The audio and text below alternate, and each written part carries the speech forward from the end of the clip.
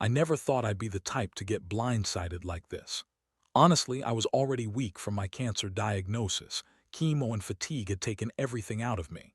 It was the kind of exhaustion that sinks deep into your bones, makes every breath feel like a struggle. But even in that fog, I thought I had my life under control. I had my wife, Lisa, and my best friend, Mike. They were supposed to be my safe zone. Or at least, that's what I believed until the day I found out the truth. It started with small things.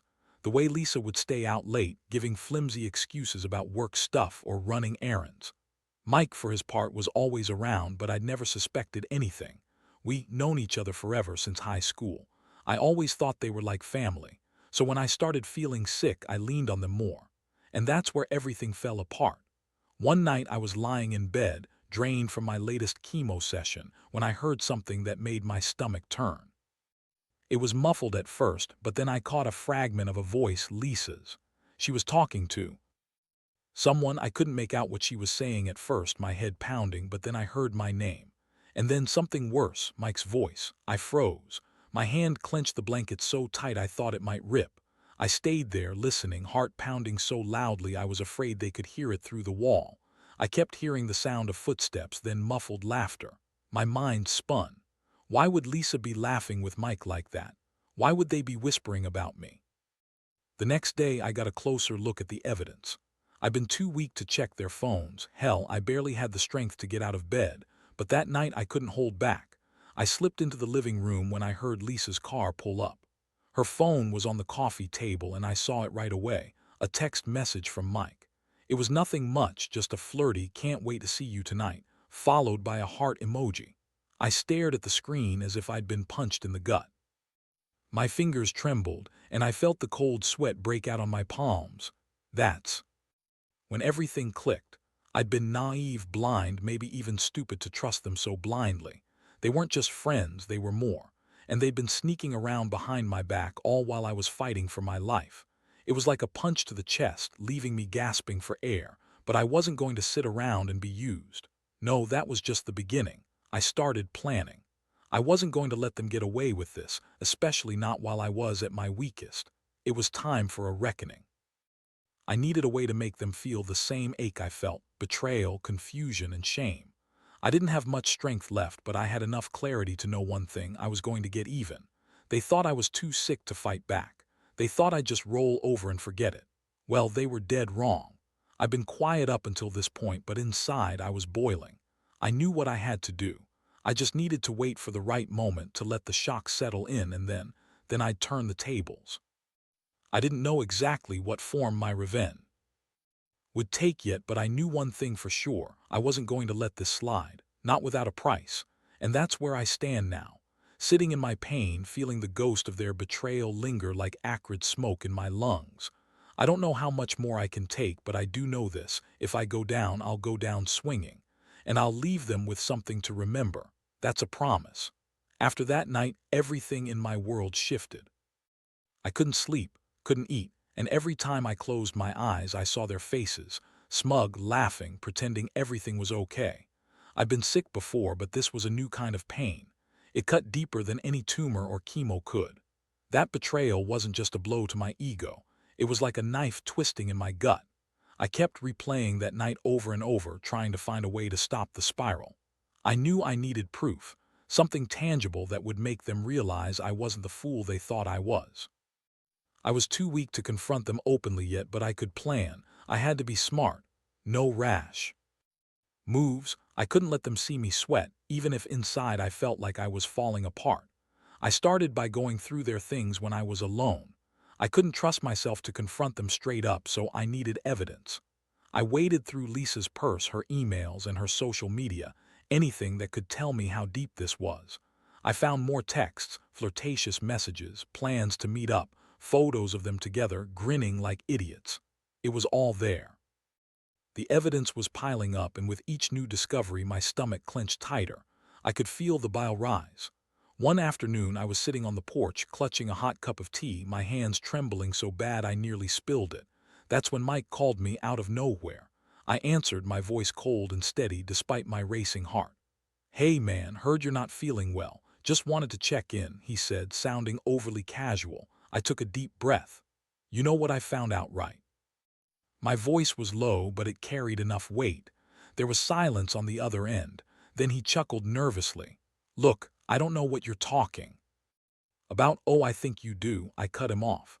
I saw the messages, I saw the pictures. Do you want to explain? He stammered. It's nothing, man, just some stupid flirtation. Lisa and I were not serious. Not serious, that's funny, I said, voice sharp. While I was fighting for my life, you two were busy screwing around. Think you can just brush it off? He hesitated, then finally admitted, yeah, okay, it was wrong. I was an idiot. I hung up. That call was my first step in reclaiming my dignity. I wasn't going to let them keep lying to my face. But I knew I couldn't just confront them yet. No, I had to be clever. I needed a plan that would hit them where it hurt, make them realize I was no fool. That night I stayed up, sketching out the next move. I thought about what I really wanted, more than just revenge, something that would make them regret every second they betrayed me. I realized that the best way to do that was to expose them publicly, to turn their world upside down and make them feel what I was. Feeling times 10. I'd gather the final pieces of evidence, then leak everything to their mutual friends, to social media, to anyone who would listen. I remembered the way Lisa would get defensive whenever I brought up her late nights, the way she'd brush it off with a smile that didn't reach her eyes. That fake smile was her mask. I'd make her drop it. I'd show everyone her true face.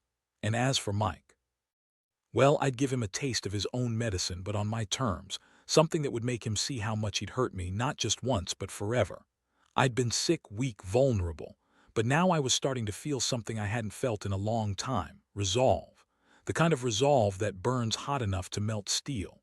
I was ready to make them pay, not through violence or vulgarity, but through truth and a carefully planned fallout that would leave them reeling. And the best part, I was just getting started. I knew they thought I was helpless, that I'd crumble under my illness. But I was more dangerous than they'd ever imagined. All it took was patience and a little bit of cunning. I had my revenge brewing, and I was going to serve it cold. They'd regret every second they ever crossed me, every lie, every betrayal, every betrayal. I looked at the evidence spread out on my cluttered desk, my fingers trembling with anticipation. I could feel the storm coming, and I was ready to unleash it. Would they see it coming? Probably not. But that's what made it perfect. Now I just had to wait for the right moment to strike. The days that followed were a blur of planning and quiet rage. I kept my distance from Lisa and Mike, not because I was afraid of confrontation, but because I wanted to see how they'd behave without me around. It was almost like I was watching a slow-motion train wreck, knowing I'd be the one to set it in motion. I spent hours meticulously gathering everything I could find. Phone records, emails, social media messages, anything that could prove the depth of their betrayal. I wasn't in a rush. I wanted their reactions to be genuine, not staged. The more I learned, the clearer my plan became. I'd find a way to make sure they paid for every lie they told, every moment they'd wasted pretending to care. One afternoon, I was sitting in my recliner, flipping through their conversations on my laptop, when Lisa walked in. She looked nervous, fidgeting with her bracelet, trying to act natural. I looked up and met her eyes. "You've been avoiding us," she said, her voice thin. "Yeah," I said softly. "I've got a lot on my mind, things I need to think through." She hesitated, then sat down across from me. "Look, I know you're sick, and I don't want to make things worse, but—" "I know what you're doing," I interrupted. "Or at least I think I do. I've seen the messages, the calls. You've been lying to me from the start. You and Mike—" She cut me off, her voice trembling. "It's not what you think, okay? We're not what I think," I scoffed. "Lisa, I saw that message where you call him babe, and he's saying he can't wait to see you tonight. How much clearer do I need it?" Her face paled. "It's not like that. We're just what, cheating, using me while I'm sick?" I let the silence hang there. "You've been pretending to be so caring, Lisa, but you were always just waiting for me to be weak enough so you could do whatever you wanted. Well, I'm done with pretending. I've got everything I need now. Every message, every lie." Her eyes filled with tears, but I didn't care. I felt a strange sense of calm, like I'd finally taken control of the situation. I already knew I wouldn't be staying around for her apologies or excuses. No, I was about to turn the tide. That night I sat down with my laptop and drafted a plan. I'd send everything I had to their closest friends first, people who trusted them, who'd be shocked to see the truth. Then I'd leak the evidence online, making sure everyone knew what kind of people they really were. My goal wasn't just revenge, it was justice. To strip away their false facades and let the world see them for what they truly were. I also decided I'd confront Mike face to face. I wanted him to see the damage he'd caused, see me, broken and betrayed, and realize that I wasn't some pushover to be easily dismissed. I'd planned a meeting at a local coffee shop, one where I knew I wouldn't get overwhelmed. I'd tell him exactly what I thought face to face. No hiding behind screens, no hiding behind my sickness. The night before, I felt a strange mixture of nerves and relief. There was this strange tingling in my fingertips, like I was about to do something I'd never done before, stand up for myself. I'd been quiet, patient, but now I was ready to make sure they knew I wasn't going down without a fight. I laid out all the evidence on my desk, double-checked every detail, and then with a deep breath I started drafting the posts I'd upload at dawn. I wanted them to know I was watching, waiting, and ready to expose everything. My fingers hovered over the keyboard, and I knew this was the beginning of the end. As I pressed send, I felt a strange heaviness in my chest. Maybe it was part relief, part dread. But I knew one thing for sure: I was done playing nice. They had pushed me too far, and now I was finally going to make them pay. I just hope they understand what they've awakened, because I was about to unleash the storm they never saw coming. Tomorrow everything would change, and when it did, I'd be the one holding the power. The morning sun was just beginning to creep through the blinds when I hit send on the final post. It felt like dropping a bomb, everything exposed, every secret laid bare. I didn't watch the notifications. I just closed my laptop and waited. My stomach was a knot of nerves, but there was also a strange sense of relief. If they wanted their little secret world, I was done pretending I didn't know the truth. I could feel my pulse pounding in my ears as I got ready to face the inevitable. I had set everything in motion. The friends I trusted, the social media posts, all of it designed to hit them hard, to make them realize I wasn't some helpless victim. I was finally fighting back. By mid-morning, the fallout started. My phone buzzed relentlessly with messages and calls. I ignored most of them, but then I saw Lisa's name flashing on the screen. My hand trembled, but I let it ring out. She called 3 times in a row, then sent a text: "Please talk to me, we can fix this." I typed out a reply: "Fix what? Your lies, your betrayal, I'm done, don't come near me again." I didn't have the strength to argue, but I made sure she knew I was serious. That's when the floodgates opened. Mutual friends started sending messages, some angry, some disappointed. Others, embarrassingly, just shocked. I knew Lisa's reputation would take a hit. It was about time. I'd crafted that post carefully, showing screenshots of her texts, the photos of her and Mike smirking, the timestamps that proved they'd been sneaking around for months. I felt a strange mixture of satisfaction and emptiness watching it all unfold. I'd finally taken control, but it didn't erase the ache inside. The betrayal still stung. But now I was the one holding the cards, and that felt better than I could have imagined. By afternoon, I arranged to meet Mike at that coffee shop. I needed to see him face to face, see his reaction, make him understand the damage he'd done. As I waited, I could feel my hands sweat and my stomach twist with anxiety, not from fear, but from pure, unfiltered rage. I wanted him to see what he'd destroyed, to understand that I was no longer the weak, sick man they'd taken advantage of. When he arrived, he looked nervous. I noticed his eyes darting around, trying to gauge my mood. I didn't waste any time. "Mike," I said, voice steady but cold. "You thought I was too sick to do anything, didn't you?" He rubbed the back of his neck. "Look, I didn't mean for it to go this far. I was stupid. I'm sorry, okay? Sorry." I clenched my fists under the table. "Sorry doesn't cut it. You and Lisa," I paused, voice rising slightly. "You used my illness as an excuse to cheat, to lie. Do you even realize what kind of monster that makes you?" He looked away, silent. "I want you to understand something," I continued. "You think you're clever, sneaking around, but I know everything now. Every message, every lie, every time you thought I wouldn't find out. Well, congratulations, you've got your little secret, but I'm done being your punching bag." He looked guilty, but I didn't care. Not anymore, I leaned in. You're not just a cheat. Mike, you're a coward who preys on the weak. And I hope for your sake that you remember this moment for a long time, because I'm done pretending I don't see who you really are. He nodded, finally meeting my eyes. Understood, I messed up. Good, I said, standing up. Now get lost, don't come near me again. As he left, I felt a strange sense of victory. The plan had worked better than I imagined. The truth was out, the damage was done, and I'd reclaimed some part of myself I thought I'd lost. But I knew this was just the beginning. The pain was still there, buried deep, but I'd shown them I wasn't broken, not entirely.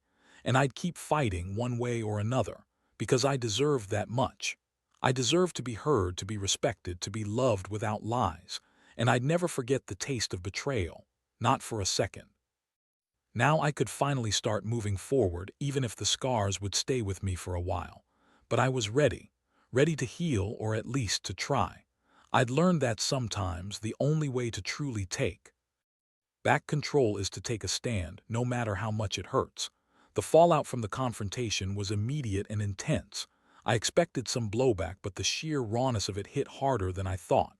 My phone kept ringing nonstop, texts, voicemails, social media notifications. Friends I thought I knew were suddenly split, some condemning me, others silently backing my decision. It didn't matter. What mattered was that I had finally taken a stand. Lisa's reaction was the most telling. I saw her in the grocery store that evening. She looked like a ghost, eyes red, cheeks streaked with tears, her face a mask of guilt and regret. She tried to approach me, but I stepped back, my heart pounding in my chest. Don't, I said, voice cold enough to freeze the air. You made your choice, now live with it. She looked desperate, almost pleading. Please just listen. No, I cut her off sharply. You already lied enough. I don't want to hear your lies anymore. You used me while I was sick, and I won't forget that. You broke whatever little trust we had. It's over. Her lips trembled. I didn't mean for it to go this far. I was stupid. I was scared. Yeah, I said bitterly. You were scared I'd find out, but I did, and now everyone else will too. You can't hide forever behind that fake smile. That night, as I sat in my apartment, I felt an odd mix of exhaustion and clarity. The kind of clarity that comes when you finally see yourself clearly, warts, scars, and all. I'd been vulnerable, yes, but I'd also been naive. I'd given them so much of myself, my trust, my love, my hope, and in return they'd given me betrayal. I realized I needed a new plan. The first wave of exposure had done its damage, but I wasn't finished. They needed to feel the full weight of what they'd done. I decided I'd take it a step further. I was going to send the evidence directly to their closest family members and friends, people who might still harbor some respect for them. I wanted them to see what kind of people they really were, liars, cheats, users. I also started working on my own healing. It wasn't easy. Every time I thought about Lisa or Mike, my stomach twisted. But I knew I couldn't let their actions define me. I'd been sick, broken, betrayed. Yet somehow I was still standing, still fighting. That resilience was what kept me going. The hardest part was all the unanswered questions. Did I mean nothing to her? Was I just a temporary convenience, a sick man they could use for their own amusement? The ache of that realization weighed heavily on me, but I refused to let it drown me. Instead, I channeled that pain into a resolve. No more secrets, no more lies. In the coming days, I made a conscious choice to put myself first. I started small, walking more, eating better, reconnecting with friends I'd neglected. Every step was a reminder that I was still here, still fighting. And if they thought I was easy prey, well, they'd soon learn otherwise. One night I sat down and drafted a letter, not for Lisa or Mike, but for myself, to remind me what I'd learned, that even in my weakest moments I had strength I didn't realize I possessed. That betrayal cuts deep, but it can also be a catalyst for growth. That sometimes losing everything is the only way to find yourself again. As I sealed the letter, I knew I'd come out of this different, wiser, more guarded, but also more determined. No matter how much it hurt, I would never let anyone make me feel small again. I would rebuild brick by brick, and I'd do it on my own terms. Because at the end of the day, the only person who can truly destroy you is yourself. And I refused to be that person anymore. The road ahead was uncertain, but I was finally ready to walk it. alone if I had to, but stronger than ever. The days turned into weeks and I felt a shift inside me, like I'd been carrying a heavy weight for so long, and finally I'd set it down. The initial shock of the exposure, the reactions, the anger, all that was still there, but it no longer controlled me. Instead, I found a strange sense of peace in reclaiming my voice. The betrayal had cut deep, but I refused to let it define my future. I remember the day I handed over the keys to the apartment. It was a quiet act, almost symbolic. I decided to start fresh, to leave behind the ghost of what we'd built. I carefully packed up the last of my things, things she'd touched, things that reminded me of all the false hope I'd clung to. As I handed the keys to the landlord, I looked back once, knowing I wouldn't come back. Not for her, not for Mike. I was finally free.